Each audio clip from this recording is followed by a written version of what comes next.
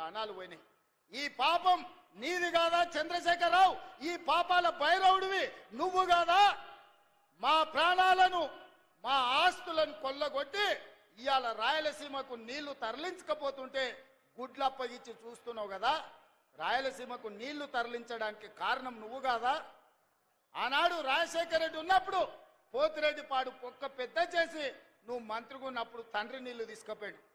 ఇవాళ కొడుకు ముఖ్యమంత్రి అయినాక ప్రగతి భవన్లో పిలిచి పంచపక్ష ప్రమాణాలు పెట్టి రాయలసీమ ఎత్తిపోతల పథకానికి పునాదులేసింది నువ్వు కాదా? ఆలోచన కర్త కర్మ క్రియ రాయలసీమ లిఫ్ట్ చంద్రశేఖరరావు వేసిన పునాది రాయి.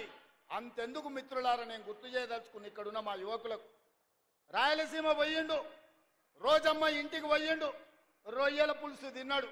ఏమన్నాడయా? రొయ్యల పులుసు తిని రాయలసీమను రతనాల సీమ చేస్తాన్న